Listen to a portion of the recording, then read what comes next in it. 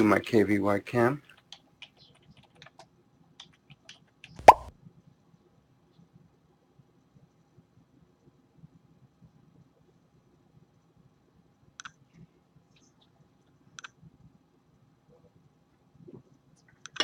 (1920 by 1080) screen resolution.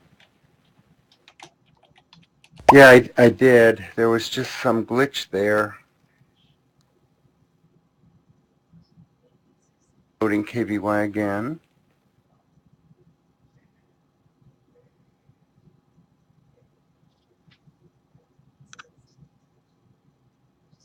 So I clicked full area, and it automatically does it without activating anything.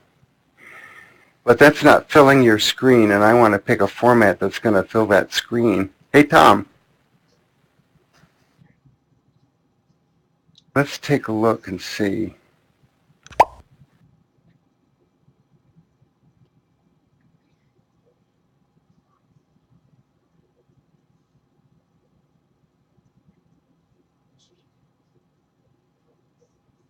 Here's full resolution right here.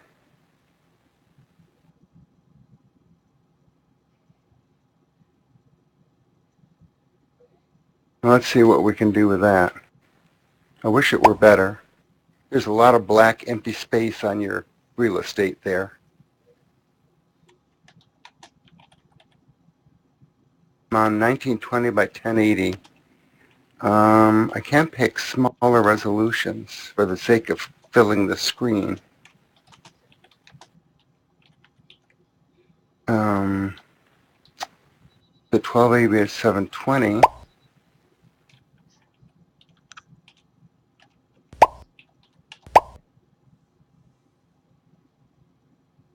1220 by 1080. Let me try that one.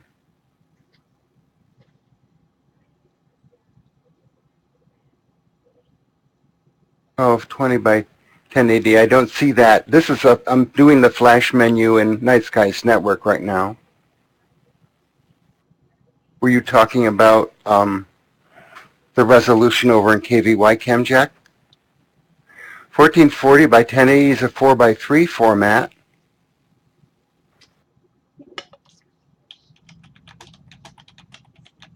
And here it is.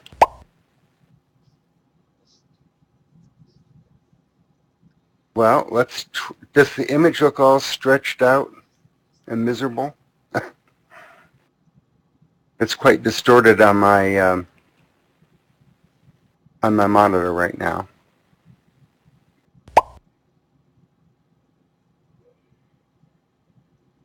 Yes, distorted here.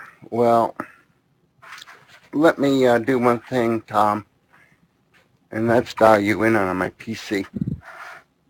Because the programs are elongate.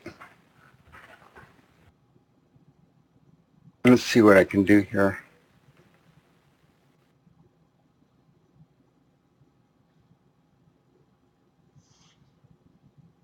Okay. Astro nsn.ca, and here I am, view as a guest. There it is. Oh, I see somebody else is on tonight. We had beautiful clear skies yesterday and today.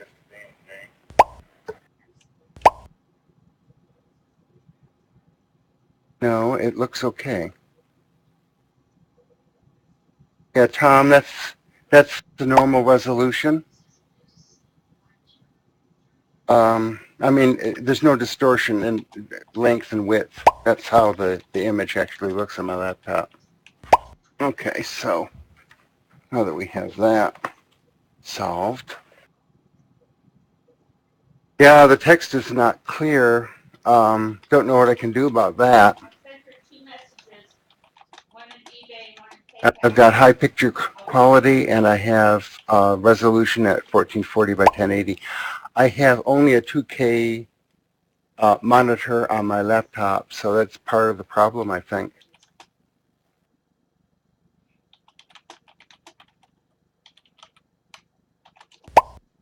Quality on the broadcast resolution. Well, not high yet.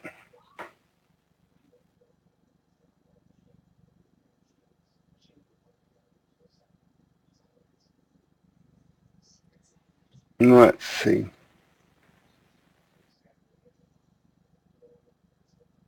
Yeah, I can't read anything. The only way I can get you to be able to read letters is to use KVI cam to lasso a smaller area. But let me load. You'll see the problem when I load RSpec.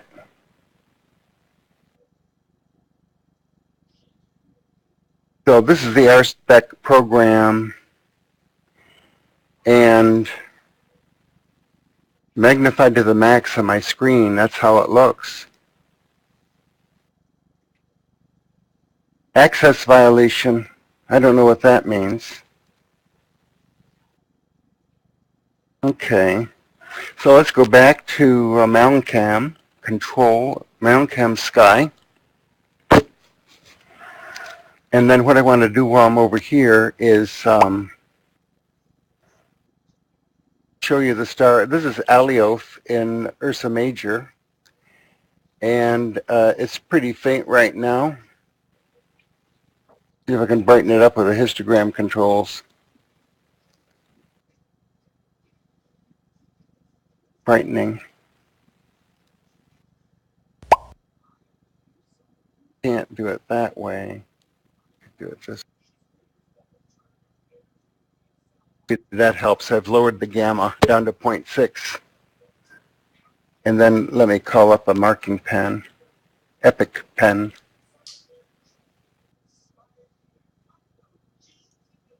Here it is. And so we're going to be writing in pink. So this is Alio, the actual star. It's the diffraction grating that's mounted in front of the camera is a blazed grating, and the way this works, it generates a very bright first order spectrum that we're going to analyze. That's this part, and we're going to focus totally on that. But there is a symmetrical first order on the other side, which by a blaze grating is minimized. So all the light's really thrown into one of the spectra.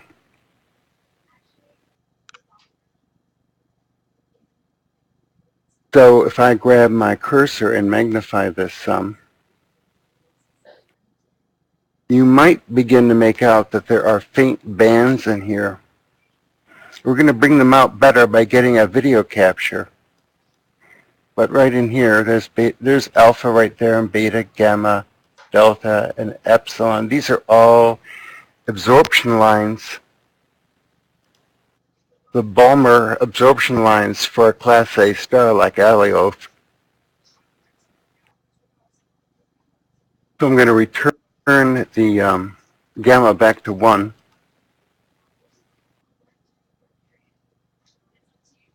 And then what I'm going to do is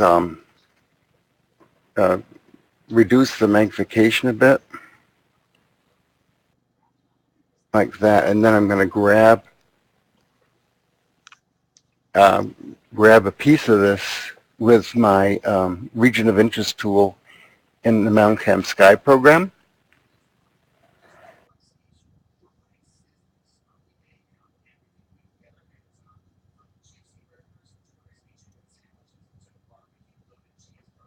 I should see it. Region of interest. There it is. Took some coaxing. Okay, then what I can do is draw in this blue frame. This is the DS16m, 16 megapixel camera, so it's just too whopping big. And I want to, too many pixels, file sizes are too large. And I want to control things better for the RSpec program by getting a smaller image. So I'm going to pick that and I'll apply it. There it is. And then I think I'm all set up for capture. I'll look at my preferences, and we're going to call this Alioth. And we're going to send it to a folder called Spectra 501, 18, AVI, and I'm going to have a frame limit of 50. I have that checked. So I apply it and say, okay. So I'll record our first spectrum. Frame rate is about 10 frames a second. So you saw it took about 5 seconds to get 50 frames. And I'll get another one just for fun.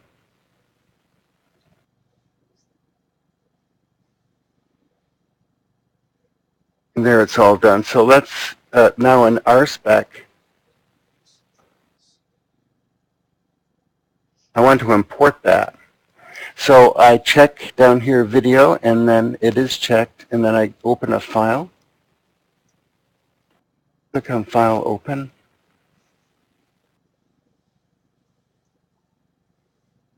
I have a lot of resources running, so I guess it doesn't like, there we go. And we're looking for 05, that's 0205, so let me go to the desktop.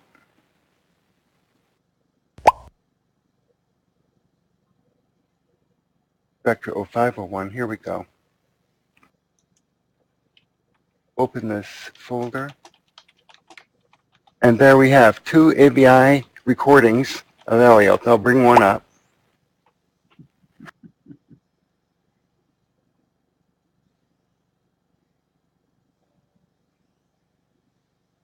Date unavailable. Click here to download. Let me try another one. Maybe there was something wrong with that one. Open.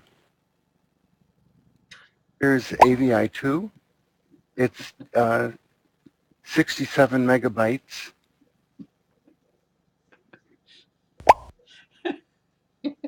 And I'll open that. 7 megabytes sounds like a full frame picture. It doesn't sound like a abbreviated picture. Hey, Tom. Restart RSpec. Okay, let's do that. Sorry, I wasn't looking at you. I was just trying to get us going here. Okay. And then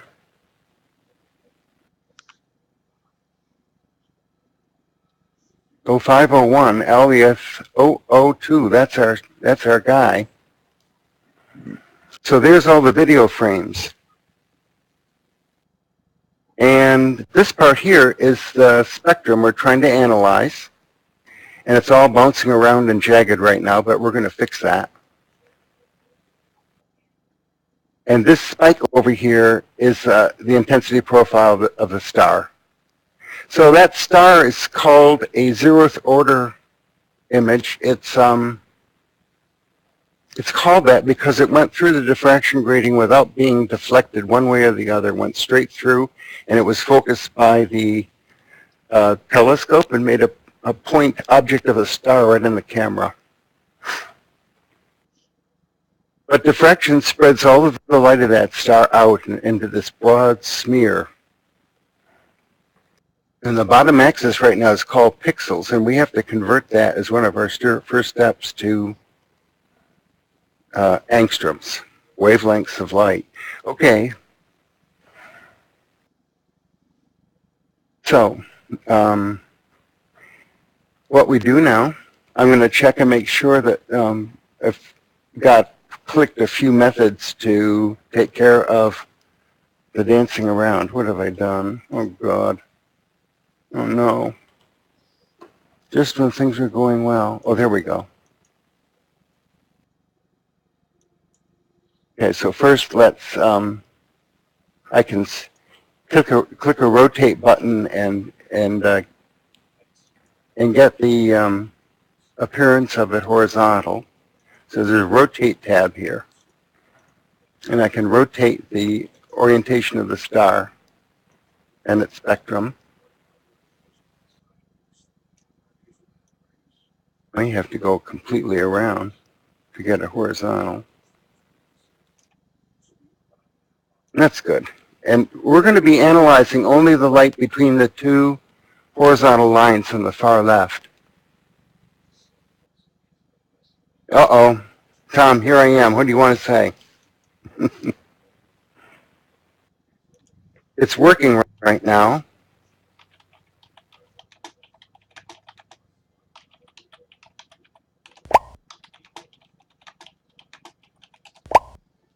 Okay, so the rotation's done.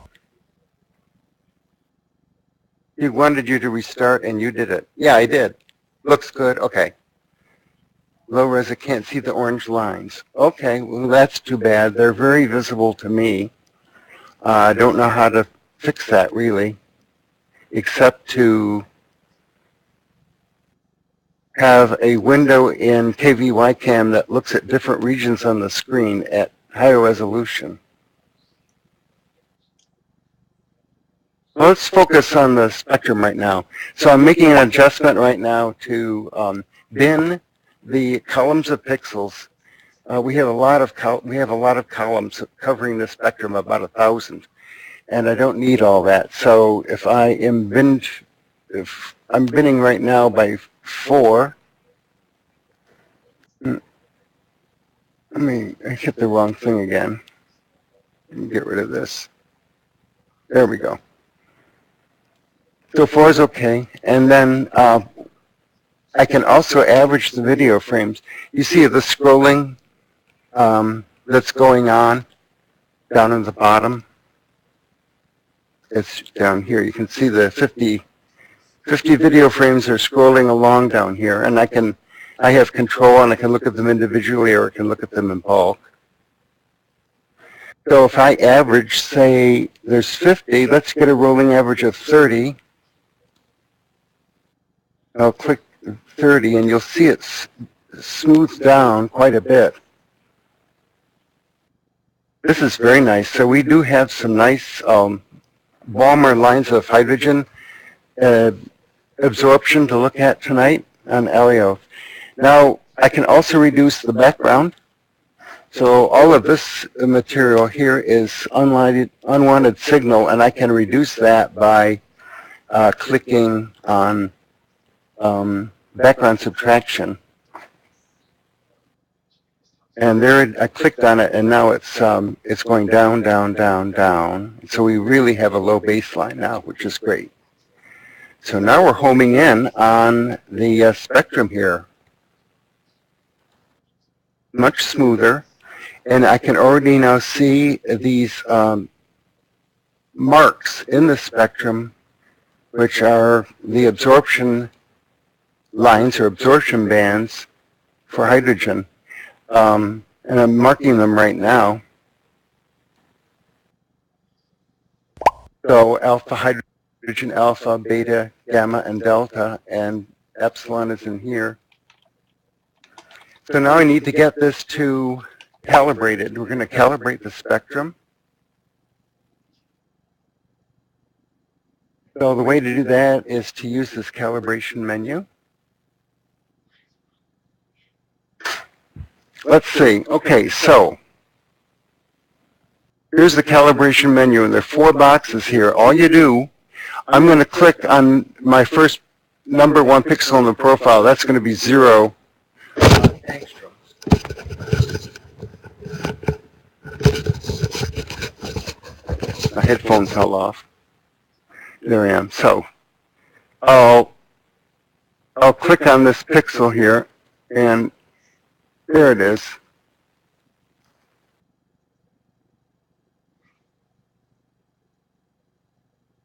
Finally grabbed one. Okay, and I'm going to enter the pixel's wavelength, and that's going to be 0. And then we're going to pick on a second pixel in the profile. And I'm going to pick the hydrogen alpha peak, which is out over here. So I'm going to magnify that, and it's right at this location.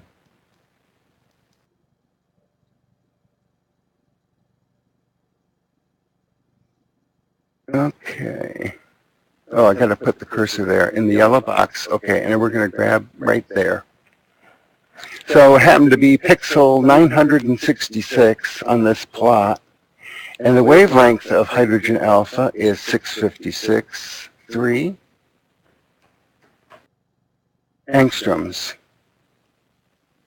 And there we are, apply that, and bingo, now we have a conversion of the x-axis into wavelengths for the spectrum. And now that they're wavelengths, we can apply pseudocolor right away to help us understand where we are in looking at this thing. So there is a reference spectrum below. Alioth, my goodness, you can see that the blue part of the spectrum is coming into about midway along that peak. So a lot of the light in this star is actually very short wavelength, blue, violet, and ultraviolet light. Now maybe what I'll do here is pause the video before I continue. Okay, so we have a single grab from the video, but all the frames are about the same. And I got to make sure that you're still live and with me. Yes, you are. Okay, so we can also color the whole. Get my cursor back again. And under reference, I think it is under reference. Oh no, it's over here on the right-hand edge of this graph. I can click fill, and that will fill the whole spectrum, showing the light of these wavelengths against the spectrum that we have grabbed for Alioth. And now you can see there's actually a dark absorption band running right down vertically from beta. This is the beta line of hydrogen emission. And here's gamma over here. The beta, I know, is at about 486 nanometers, so that's about right. And we can check ourselves. Let me get rid of my markings.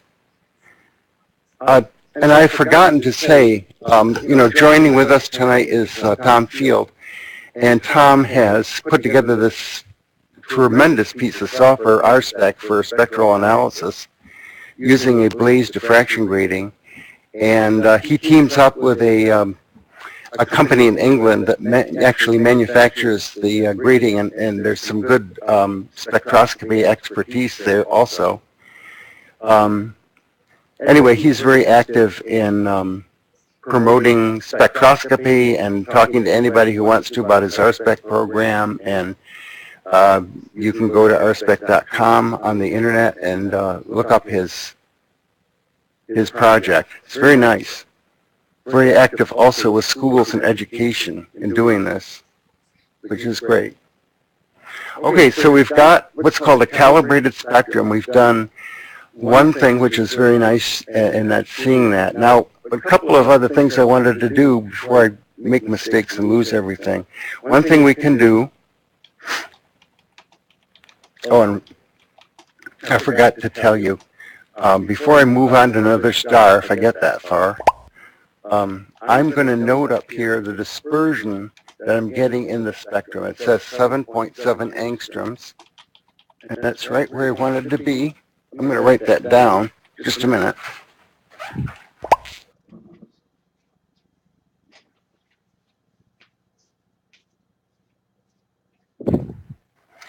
So 7.7 angstroms per pixel is a pretty good dispersion, pretty high resolution. This is what's called a just point diffraction. We're just making a diffraction streak out of a star. This is not a spectrometer called a slit spectrometer, which gets you into very high resolution realm. But you can do a lot with it just by using the very basic little grating. The only equipment you need is this grating that screws into the front part of your camera, just in front of the detector. And on my DS16m camera, I'm using the front element of a focal reducer called the MFR5. I have the front element, the A element, that's screwed into the camera, and then the diffraction grating is screwed into the front end of that focal reducer piece.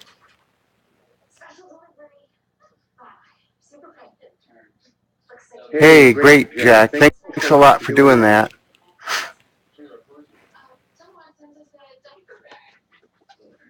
Okay, so now what we can do is some fun things. We can open a reference and take a look and see how Alios does against a reference, or we can look at the hydrogen lines. Let's do that first.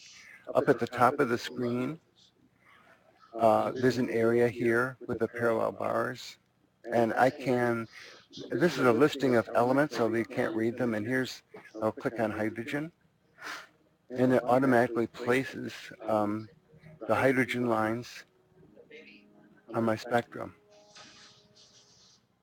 Let's see. Oh.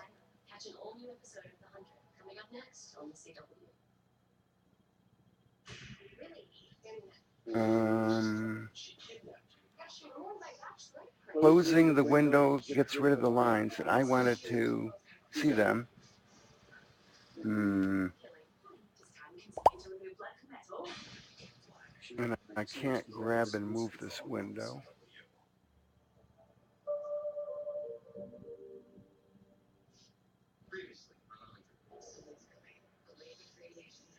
Too much stuff going on here.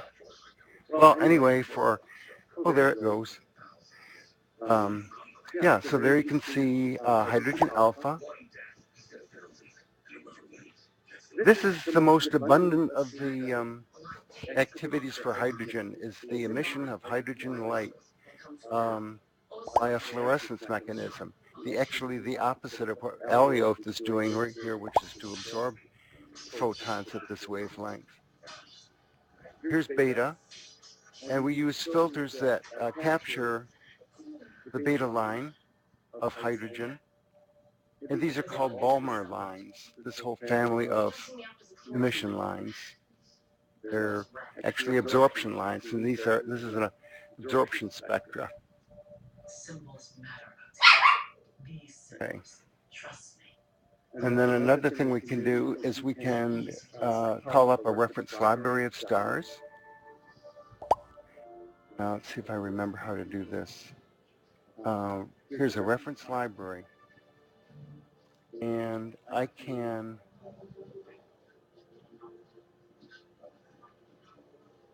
scroll through the library.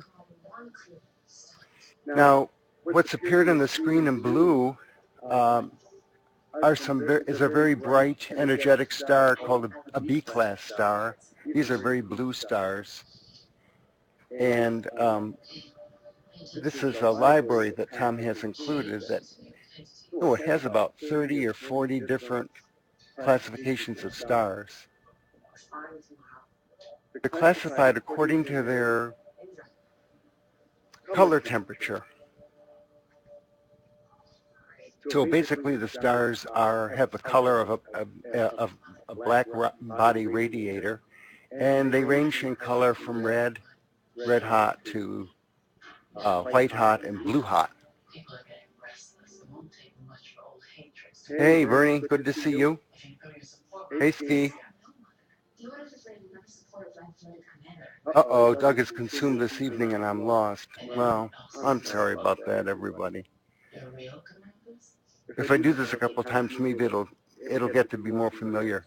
In fact, I have done this so rarely because our skies are so turbulent out here. I'm delighted tonight is relatively stable. So I'm going to continue the march up through these stars. We're now approaching where Alioth is. Look at this.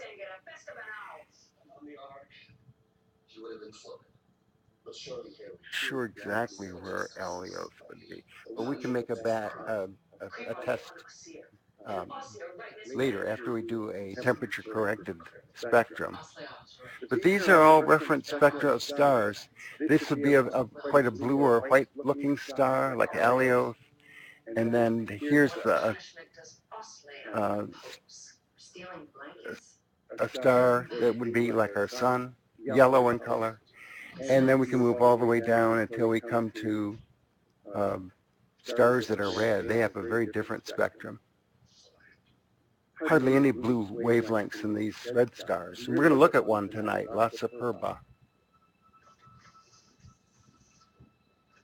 Okay, so then those are the things you can do, and I want to show you one more step that we can do with the Alioth, and that is to, let me get rid of that reference spectrum.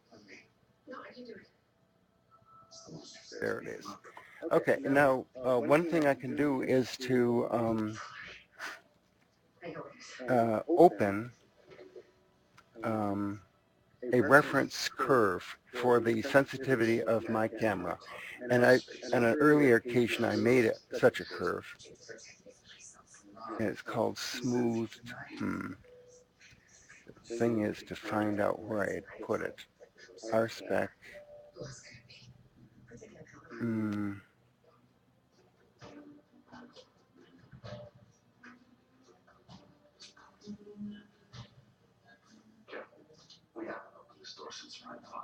Desktop.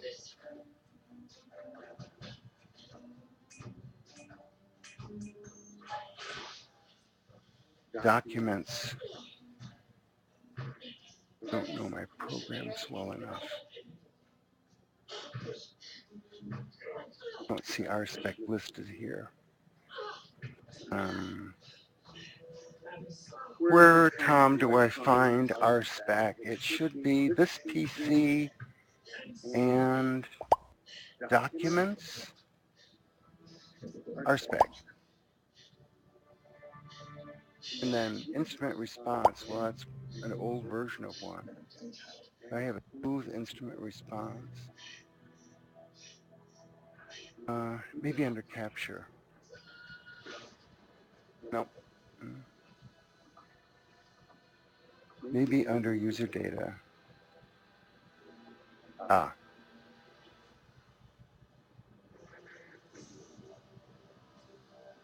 Aha. Found it. So there in blue is the response curve of my camera for light, the colors of light. And you see that it has a sharp cutoff at around 4,000 angstroms. That's the limit of where the camera can see. It's also the limit of where I can see.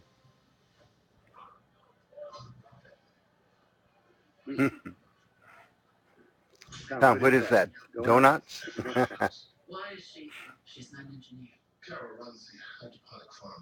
Oh, ski. This is terrible. Okay, so that blue curve comes to a peak right at around 5,200 angstroms or something. Yes, and that's right in the green wavelengths of light, right in here. That's the very peak of sensitivity of my camera. And then my camera falls off and it loses all sensitivity, well, by around 7,500 or 8,000 angstroms. So now I'm going to correct the calibrated curve, and we're going to get what's called the instrument corrected calibrated curve. So what I have to do is some math, and there's a program in here for doing that. Okay, so I go to math on 2 series, and I'm going to take my main profile, I'm going to divide it by the reference, and that's, if I calculate it out, I get that. If we replace the medicinal fields with food producers and rotate them for nutrient diversity, will eventually lead to a mass die-off. Hang on a minute. Reference. Math on 2 series. That was the correct thing to do, though. There we are. And then I can move the corrected to the main profile. There, it's moved. And now I can close this window. I can get rid of the reference curve. Well, we can leave it for a minute. And then what I'm going to do is I'm going to subtract this stuff. This is an artifact from the end of the spectrum in my calibration curve. So I'm just going to eliminate that by a data subtraction. Let's do that. So I go here to grab my cursor, and I go and I open edit points like this, and that allows me now to eliminate some of this data. I'm going to eliminate everything that we saw here from around 4,000 and below. Chop that right out. And then I'm going to get rid of this other stuff up at the top. That's junk too, and it's affecting our curve profoundly. In fact, we can't even see it yet. And I'll go up here to something like this, and we'll subtract that. And now we're getting a better view of things. Now, this stuff at the end, I'm just going to chop off. Right there, so let me do that. And I will delete those points. And there we are. So now you can see that this is what's called the corrected spectrum. And you can see that our star Alioth actually had a lot of light, which is right in here, the violet and the blue. This is the peak radiation of Alioth is there. And in fact, an ultraviolet off the graph completely. And now we can do a better match. I grab a hold of that reference curve once again. Let me get rid of the correction menus. And if I just grab it, come down here and I grab the reference library. As Tom explains, this is actually a library of stellar spectra from a professor called Pickles, Pickels, and he's made this available to Tom and his program that can be conveniently used by us here. Okay, so I'm going to move back into the A category where we were for our star, and look how closely we're able to now match that spectrum. I think Alioth is, let me look it up. I wrote it down what it is. It's an A0. So if I go to A0, it's one of these. If I click on it, there it is. Look at that. That's almost a perfect match, folks. That's very nice. So I'm pretty happy with that. And there are all kinds of tools for labeling the diagram. You can drop down lines for these absorption band locations and label them. Hydrogen alpha, hydrogen beta, and so on. The dips in the curve are too tiny for the human eye to see. Oh, you're answering a question.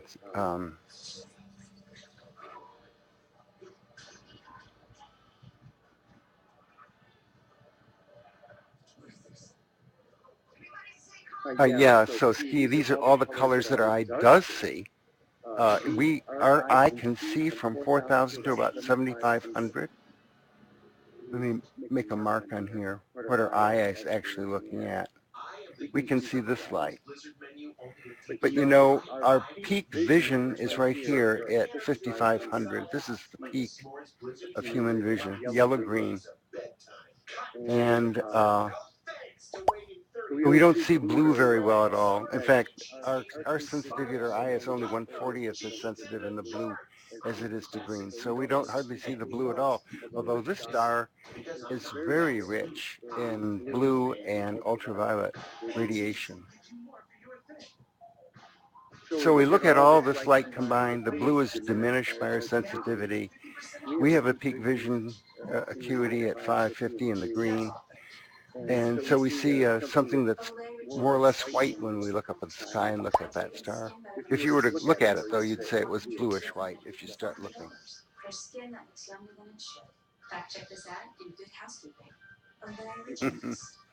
Ensuring me that my head is no more than a hat rack. Don't get me.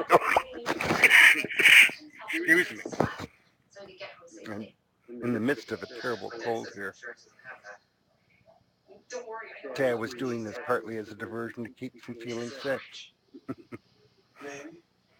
Anyway, I think that's really cool, the things you can do here. That's our friend Alio. And let's go back and look at somebody else. I could save this. Now I can't save the reference to, but I can save the, I didn't open the right thing. I can save the main profile. And I'm going to save it as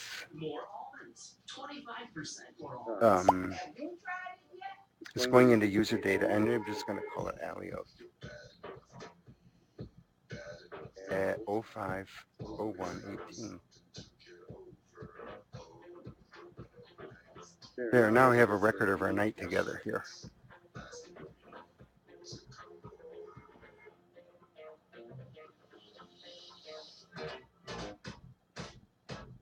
Bernie says, I see the red annotation. That's the title of a great book. The Man Who Mistook His Wife for a Hat Rack by Oliver Sacks.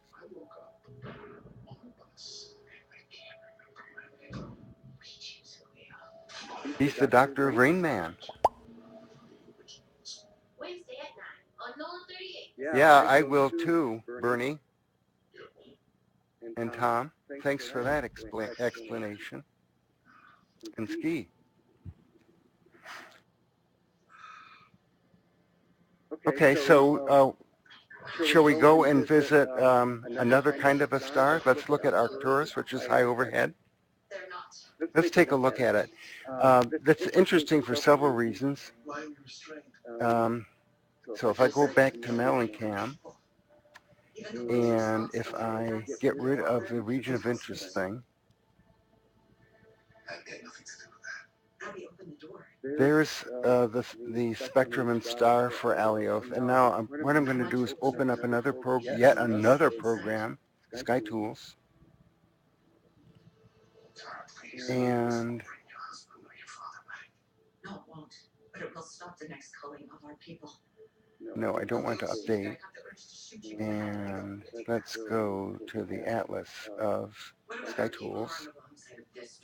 And Arcturus is nearby. It's right here.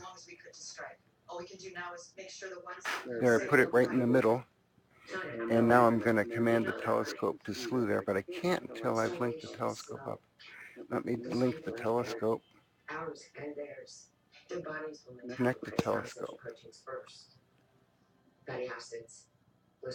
Okay, so now we're there. And I have this little guy is a little hand pad I can use for slewing the telescope around if it's not centered exactly the way I want to. I'm sitting in my kitchen and I'm working the telescope remotely with a wired connection that goes out there.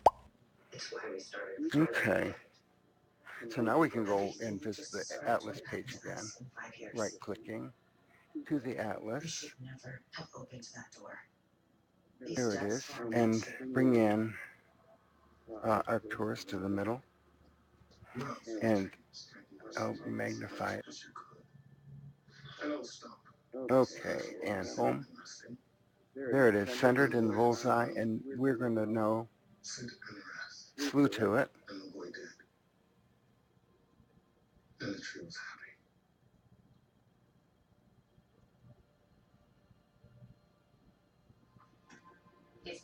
So coming from the left is the telescope, a flashing X icon. It will come right over Arcturus. And then we can flip to the camera view. There we are. So let me go back to MallinCam. And there's Arcturus. Now look, it's much brighter. It's one of the brighter stars in our sky. And I see the Arcturus, and I see its primary spectrum pretty much centered, which is great. And then a little bit of the secondary spectrum over to the left side, very faint. Okay, so I need to magnify this. We can already see it's kind of blank looking. Now let me fix this. We have to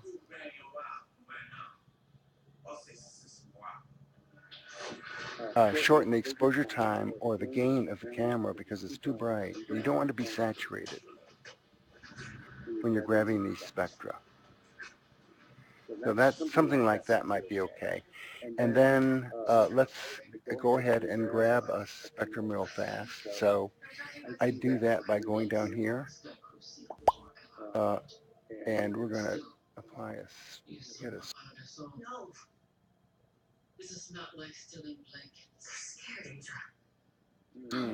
ROI. There it goes. It seems you have to have the whole frame visible in this program of MallinCam Sky before you grab it. Okay, so I think I like that. I'm going to apply that. There it is. And quickly grab a couple. And I'm going to rename this now Arcturus. So, and say OK. Frame rate on my camera is now 8.2 frames per second. So if I'm doing 50 frames, it's going to be 6 or 7 seconds. Okay. And I'll do one more maybe. And I'm going to rename this Arcturus.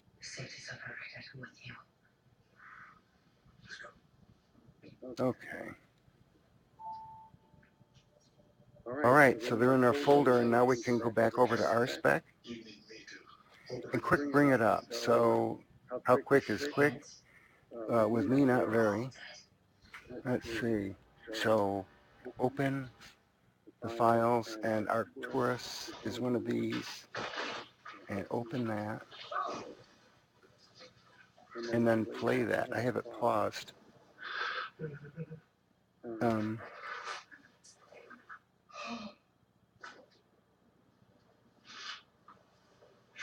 Here. Play. Some things are out of your control. But with Domino's new carryout, okay, there's the Arcturus spectrum. I got to get rid of my reference spectrum. Let me kill it. Close reference series. There we are. There's Arcturus. Look at that. It's just one big lump. Now I'm going to have trouble. We need to convert these pixels into wavelengths. And it's easy for me. Let's do calibrate. So I need to assign a new 0th order pixel. There we go. 0. And then we're going to use a 1-point alignment. And my dispersion is 7.7 angstroms.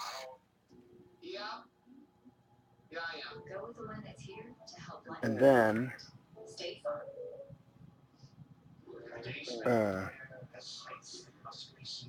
knowing the dispersion and knowing where my 0th order location is for Arcturus. Gosh, it should work. Let's see what happens. I've applied it. So I can close this window, and it seems to be calibrated now.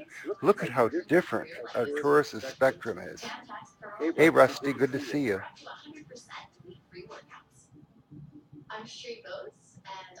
He says this resolution is unusual for dogs.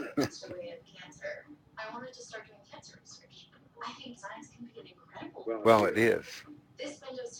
Tonight's that spectrum is still hopping around quite a bit, so it's not the seeing they were advertising on Clear Dark Sky site.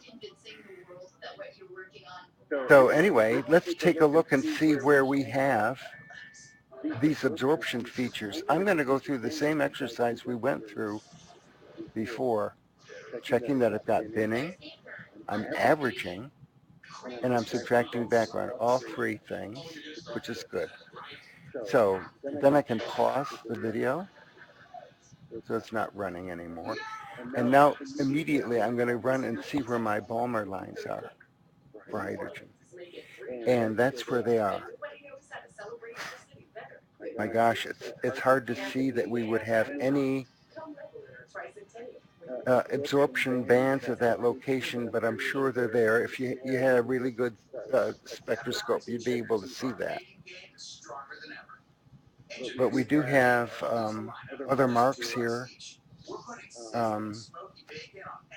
There's a kind of a darkening right in here in the spectrum. That might be due to elements like iron and magnesium at that location.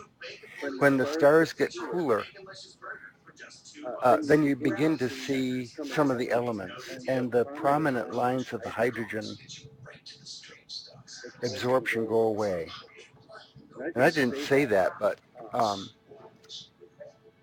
the reason Alioth had such a beautiful series of absorption bands for hydrogen was its temperature. It's a hot star. It's an A-class star, and it's about 10,000 degrees Kelvin. And in order for hydrogen to get absorbed or be emitted so that we can see its presence, what's going on is that that star at 10,000 degrees has agitated hydrogen in the atmosphere, in the photosphere of the star, and the hydrogen is capable of absorbing photons that are being shot out and being emitted from the star. And when they hit hydrogen, it's at such a temperature that the hydrogen can absorb those photons. And so at those wavelengths, at those very unique locations, there's absorption of the light, of the light at those locations, and we see the dark bands. And then for other stars, if you got them really bright, and you, instead of working with an A-class star, you went up to a B-class or an O-class star and you had sensitive equipment, those stars get so hot they're now 20,000, even up to 50,000 degrees Kelvin. And now it's so hot that the molecule of hydrogen is capable of absorbing a photon and emitting it to a lower energy level as fluorescence, and we can see a fluorescence emission signal. So that gives us hydrogen alpha here appears red, and hydrogen beta over here, we see that as a blue-green color. So that's basically how that works. But by the time we came down to here, this is Arcturus. This guy is about 5,000, 4,000 degrees Kelvin, much cooler situation. So redder, because the black body radiation is much more leaning toward the red. And all that blue and ultraviolet is out of the picture. And if we got the spectrum for this guy, let's do that. Let's call up the annotated spectrum for Arcturus. And I had to look it up what he is. I think it's a K class. Arcturus is K1.5. So let's take a look what happens if we look at a reference that is that. So a reference for K 1.5 would be right about here. And I guess again, if I were to correct correct my spectrum, we might very well wind up with something that looks like that. Let's just check it out. I'm curious about that actually. Let me close this. I need to not only close it but get rid of the reference curve. And I need to open, I need to open a reference file, that instrument response curve. So I'm going to open that instrument response curve. It's called smoothed. Here it is. There it is. That's the instrument response for the camera. And then do this magic of dividing. So I can divide the points. It's called math on two series. I take the main one and divide it by the reference, and I calculate. And then I transfer it to the main pool file. And then I can chop off the wavelengths we're not using. So I'll close this, and I will bring up this other tool, which is the editing the points tool. And I'll do exactly what we did before.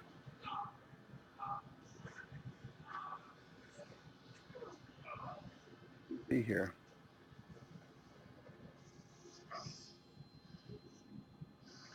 Okay, and then I want to delete.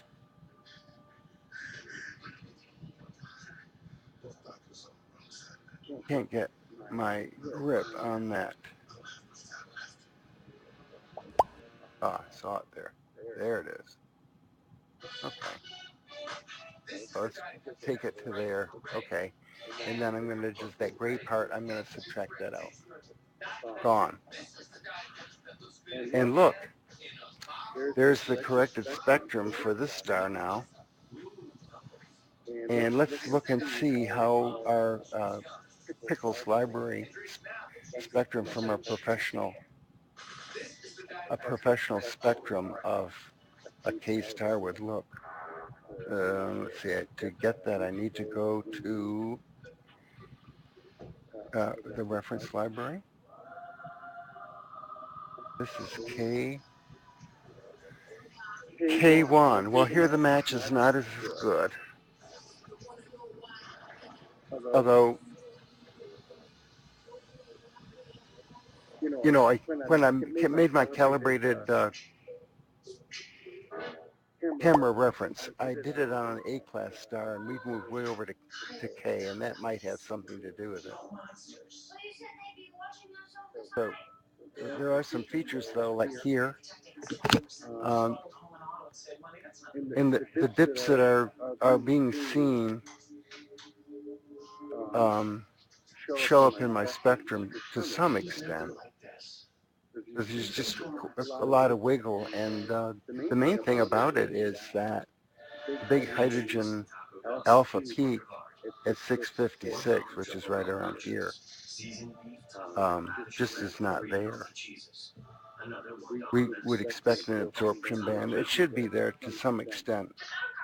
And maybe even this faint line right there is the hydrogen alpha, but I just don't know. Being in the know is very good. Sign up online for free. Discover Social Security alerts. And then to show you how wild things can get, we're going to look at one last star. Oh, am I using the Star Analyzer 100? Alistair, I'm using,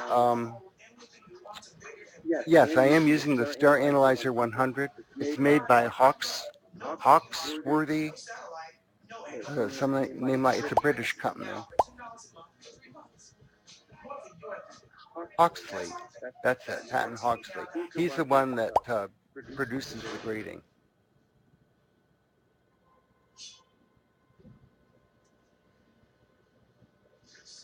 And if you want to get one over here, you can do that through Tom Field. Okay, so I'm going to close these windows now and look at one more star. So I need to close the reference,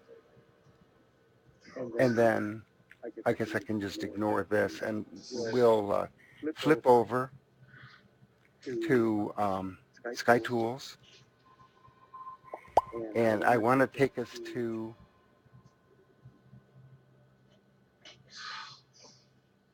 Y. Here. We're going to go to Y Canis venaticorum. It's a deep red carbon star called La Superba. So things are going to get wild now. We're not going to see those familiar hydrogen absorption bands at all. And we're going to see a lot of molecular absorption going on here. This is a very cool star. It's only like 2,500 or it's below 3,000 degrees Kelvin. It's about as cool as it gets. It's a massive star. It's approaching the size of the orbit of Jupiter in its size, so it's huge. And it has completely burned through most of its hydrogen. It's gone and burned through most of its helium, and it's now choking on massive amounts of carbon and nitrogen and oxygen, which are also and other higher atomic number elements that are made by nuclear synthesis in the star. Anyway, there's a churning up process where these called dredge up properties, where the carbon and the nitrogen and the oxygen can appear on the surface. And this star has made so much carbon that it's put out as an atmosphere around the star, and it actually absorbs a lot of the starlight, that carbon. Anyway, we'll see signatures of that. Let's see now if I can go to La Superba, view it on the atlas. It's right here, not too away. It's right between Arcturus and Alio. And let me magnify this here. There it is. It's even colored red on my atlas. And so we've centered it. I can slew to it.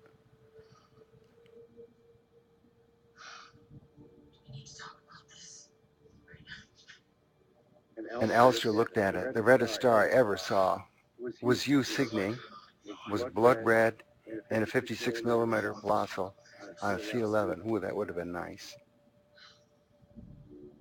Well, you learn a lot. You know, it's one thing to look up and see the star, but there's a lot of stories told by the color. I'm an actual freak about color. And in my day job, I used to do a lot of spectroscopy with microscopes, so I got into it by the back door. Okay, so let's see. We want to get rid of this to see the whole field. And now there's no star. And that's because it's so faint, I'm going to have to increase the gain quite a bit to bring that up. And we might need to increase the exposure time some. Up, there's La Superba. And I'll make it bigger and magnified so that I can see all those bands. There's something strange going on, folks.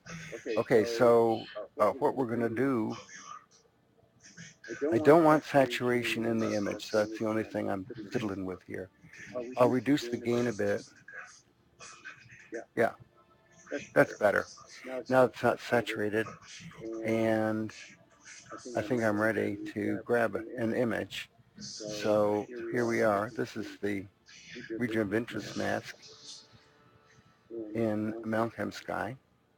You know, I really like this camera. It's the DS16m. It's a monochrome black and white camera, and it's really nice for this purpose, for doing spectra.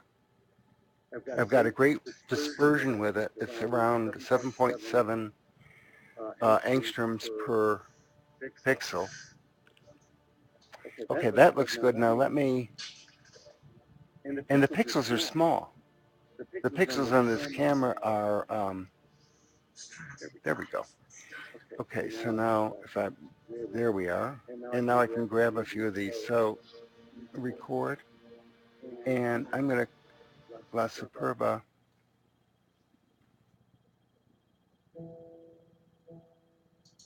We came here for the friends. It says the frame rate is 1.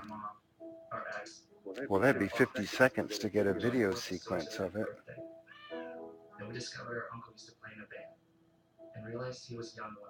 Could have happened.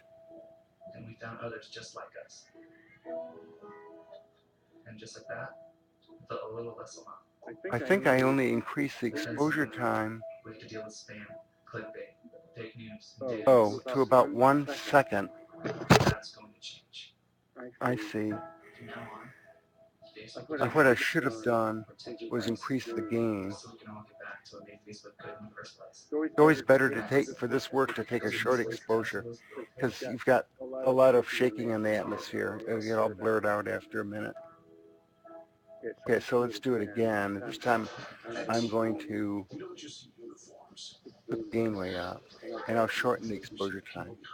So we're committed to helping veterans through job training with their services and to hiring 10,000 veterans. Yeah, that's good. Something like that. We like that. Okay, so let's grab that. And this is La Superba. There. Okay, it's capturing the sequence of this little region of interest.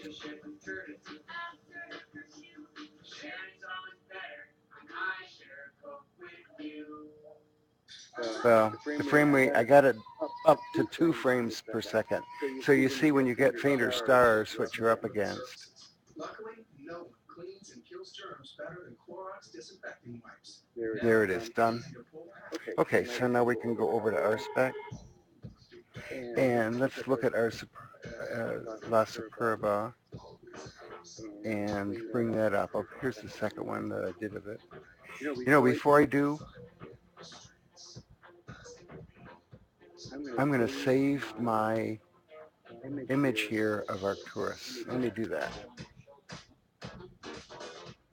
So I'm saving Arcturus.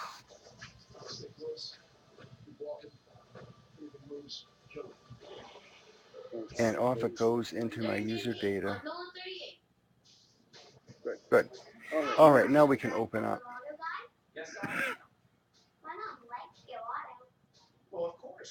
Holy macros. All right. So I'm fixing the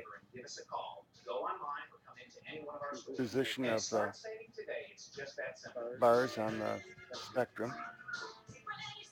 So that's looking pretty good. If I play the image, you can see it dancing around there. And it's averaging, and it's doing background subtraction, and it is binning. And what that does is reduce the jitter in the spectrum of the star. Wow, look at this. Okay, and then I'll pause this. Wow. And now let's go ahead and calibrate. So what I do is grab the location of the pixel here. It's time to bring home the bacon. The new Bacon Palooza lineup, just $2 each. Rallies and checkers, fast foodies know the deal. 192. And we're just going to use the dispersion of 7.7 angstroms per pixel that I got from our first picture of Alioth. That's it. Apply. Wow. And all those angstroms are now pixels are converted into angstroms. This is really very nice. I like this. So let's I'm going to remove this piece of the spectrum because we don't need it.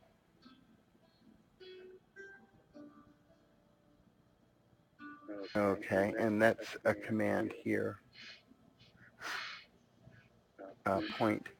Edit the points, and I can take that out. Yeah, and then we're going to take out this primary image of the star now too.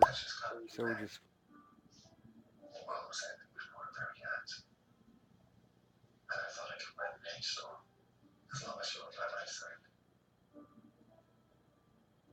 Well, there's 4,000. That's down to where we were looking before, so it's about the same visual range. Delete. Yeah, there he is. So there's La Superba. Holy mackerels. Let's look where hydrogen was. Well, that's where hydrogen was. What we used to see in the A-class star,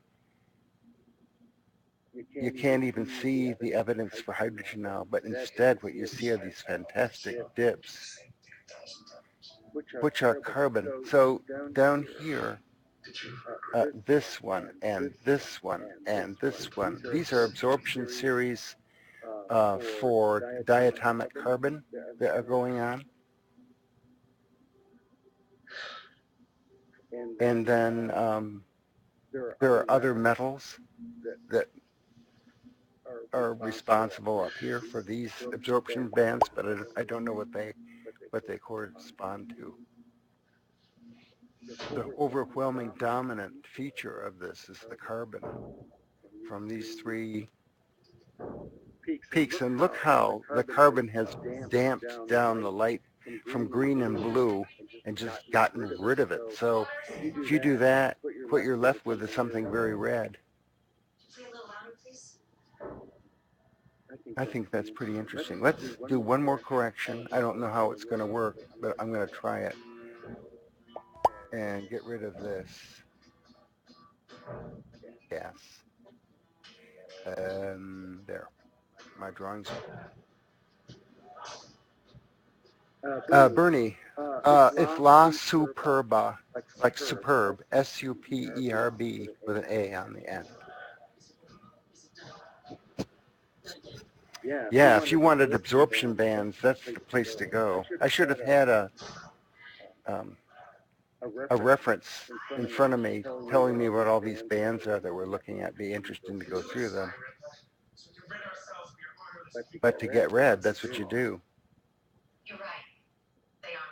And this star is probably headed for a catastrophe. It might actually blow up.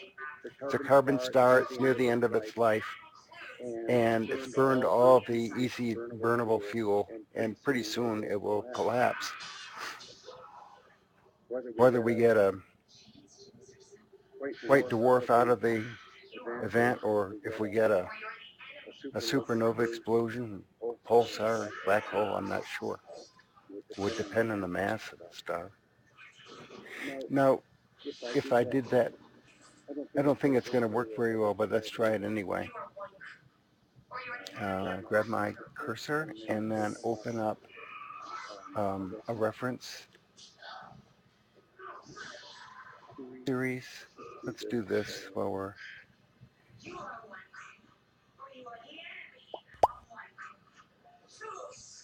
reference and reference libraries. Carbon star. I don't even know if we have anything that's that close.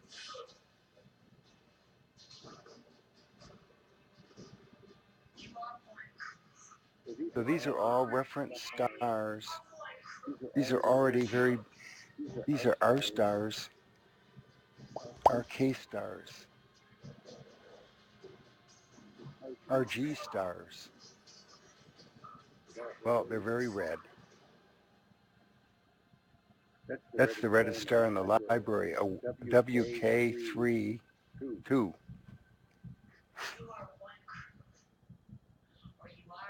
Can you do this with the Star Analyzer 100 and a MallinCam Extreme 2? Yeah, you can. You can do that with an Extreme, and you get pretty good results. You would see these bands easily. I would guess that my resolution here is maybe 2 times better than what I had on the Extreme. But it's very educational, and I did a lot with, I had an exterminator that I used, which has the same size of pixel as the Extreme.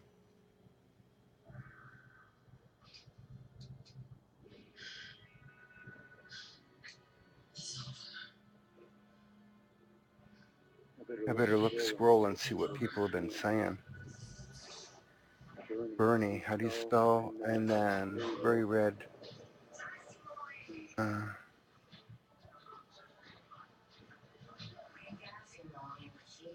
And V said, "This is so awesome. I love seeing the spectra." Yeah, it is fun to see the spectra, isn't it? I really enjoy it too, a great deal. Okay, I'm going to bomb this away, close it, and get rid of the reference. There's our spectrum. Now we're going to call up um, the smoothed reference, smoothed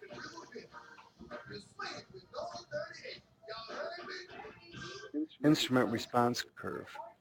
Forgot the name of it. So there's the response curve of my camera in that blue line, and then I divide the spectrum by that blue line, and let's see what happens when I do that. So math on 2 series, and I divide the main by the reference and calculate.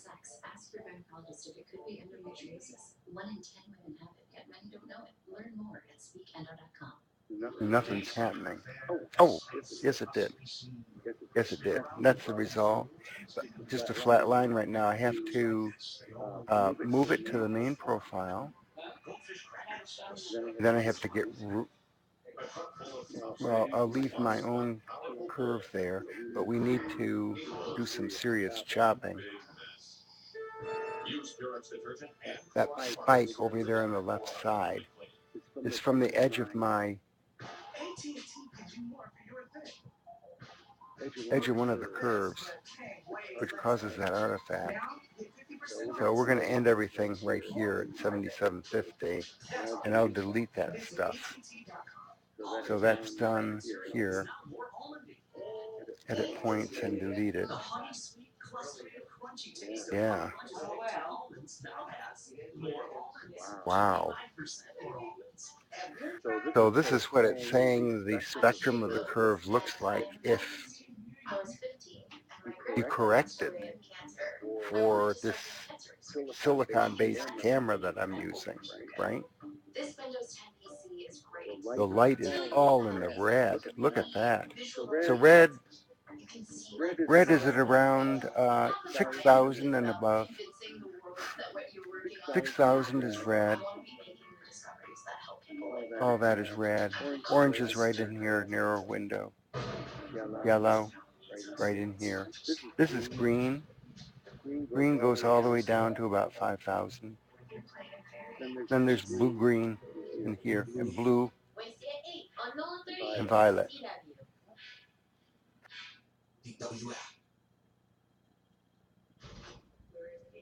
So this guy is really red. So I'm going to save this. I need to grab my cursor and save La Superba. I need something sharp. I need to get in there now.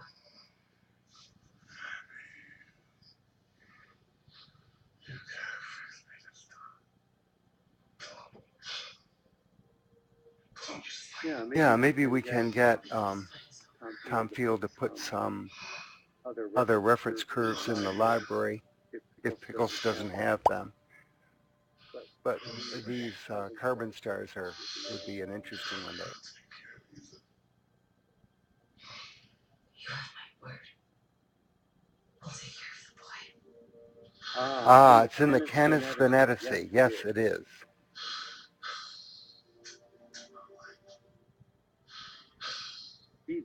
Bernie's trying to get his first spectrum. He can see the stars through the eyepiece, but nothing appears in RSpec screen when I put the webcam with the grating.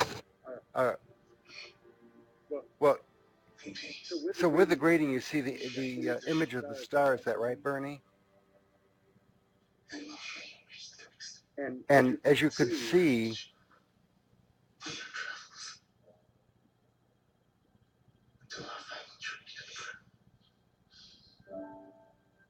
oh, if you can see that, how am I going to brighten that up so you can see it better?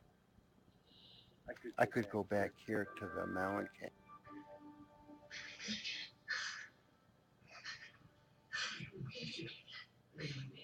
Region of interest, and then I can zoom out.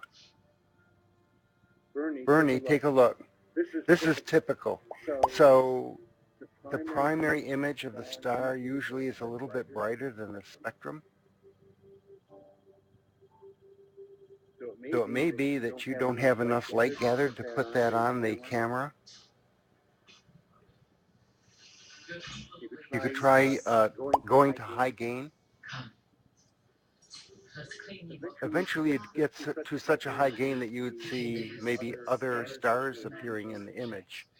But I must So if I were remind you, to, spirits have abandoned for us. example, push this one,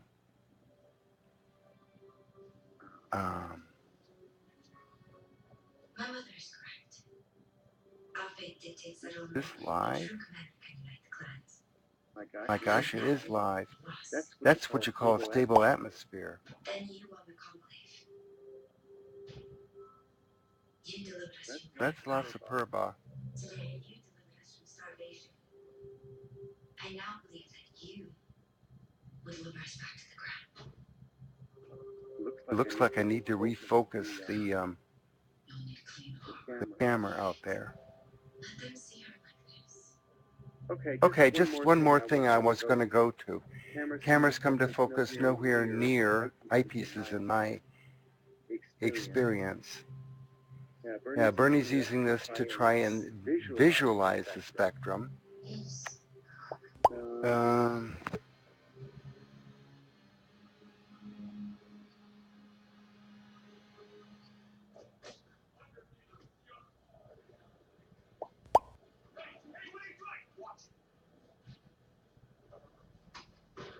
yeah, Alistair, where would he put the diffraction grating if he's using it to try and look visually at the spectrum?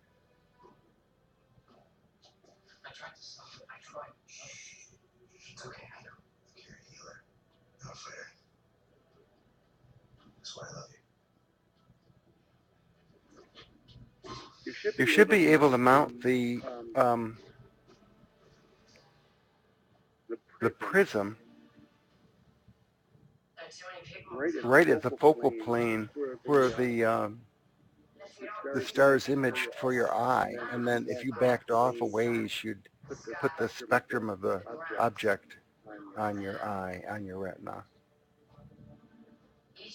You should talk to, definitely you should email to Tom Field about that, and he would be able to help you with answering that question.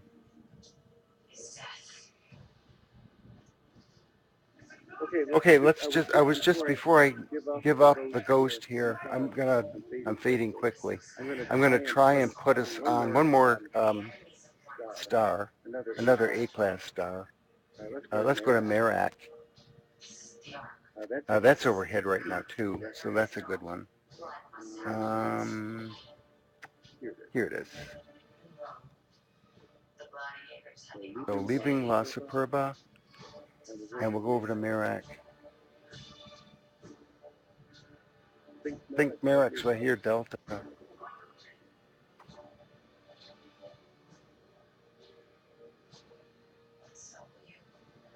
Oh, that's Migres. Where's Merak? Alioth. Elcorm. Oh, Elcade. Oh, I know where it is. Over here. Beta. Merak. There's Merak. I got it. Okay, so under that, and then we're going to go to that target.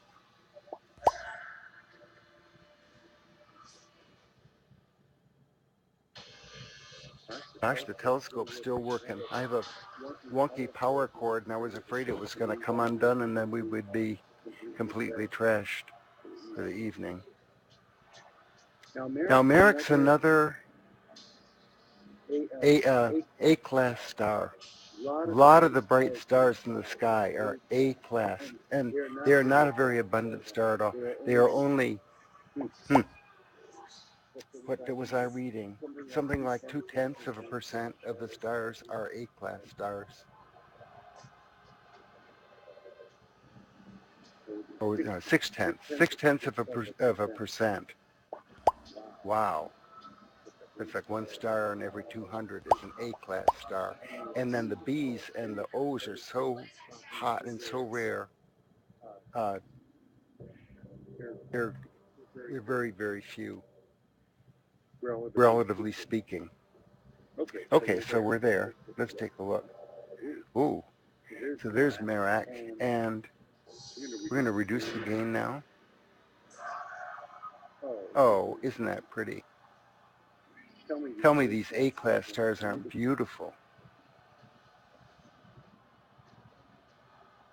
Now, can you see that?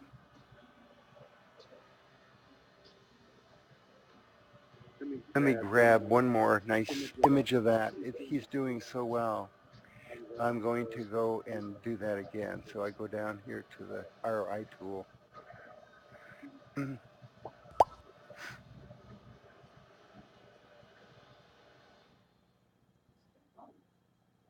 promised myself I would find a way to get us back down.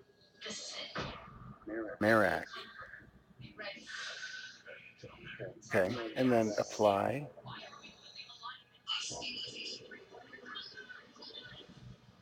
And then click capture. Hey, Skull Sprout. Catch an all-new episode. You know, label it Merak. It's like, Now we go back to space. Now we go back to the ground. when it ends, it's like somebody just cut off your head. There's So no, there you got. there's What's no his end. name? What's his name? Marcus? Marcus. This is also running at 2 frames a second. Why so slow? Let me fix that. I think it's because I have the histogram adjusted wrong. Let's fix the histogram. Show in progress. That right or not? I have it, the bright point set at 150, which brightens the whole image. I could brighten it more and bring it down to 100.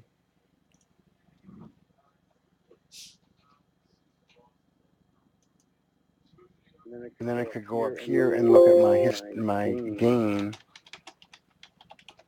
My exposure time is half a second. Take it way down to 20 milli.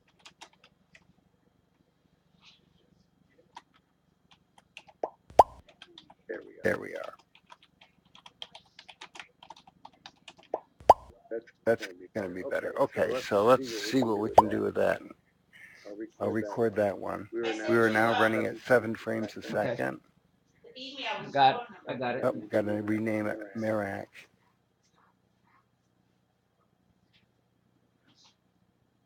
Hang on a second. You'll be able to see these bands very nicely. Okay, so let's go back to RSpec. And, oh, I need to save this guy. Saving La Superba.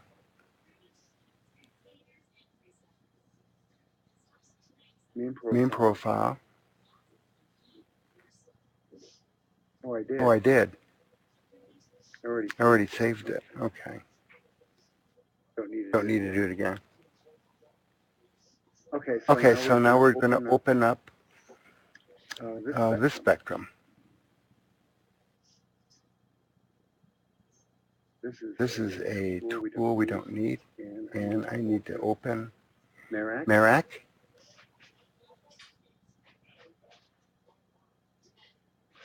And then I'll get rid of my reference curve. And then I'll play this. That's the little video loop of the 50 video frames, but then let's smooth it.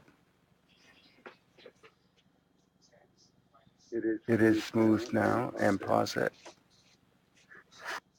Yeah, that's nice. And then if we can do a quick calibration. Even though we've never done this star before, all we need to do, once we know the dispersion, 168, no, it says 189. Can I make it box yellow? There it goes. That's right.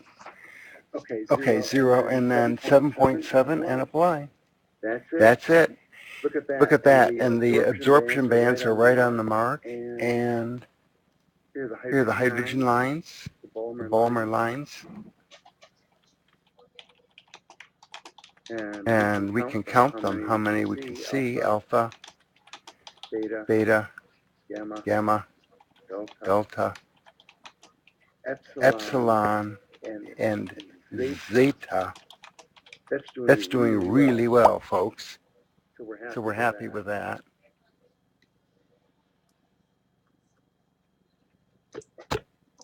Yes, indeed. You this. Let me get my cursor back. Get rid of this.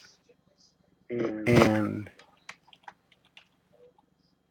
elements.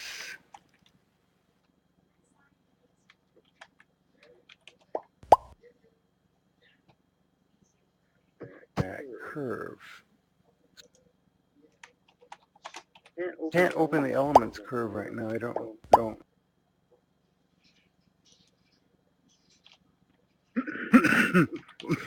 All I can do is click on and off the hydrogen lines.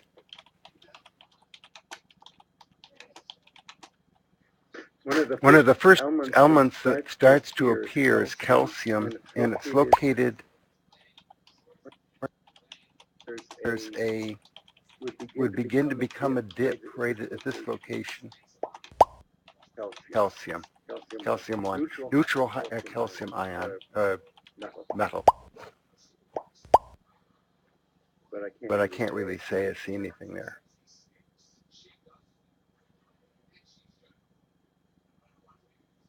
Okay, and I didn't change the name here, but it is Merak, Alpha Merak, and I think I'm going to save a picture of this as well. Let's see here.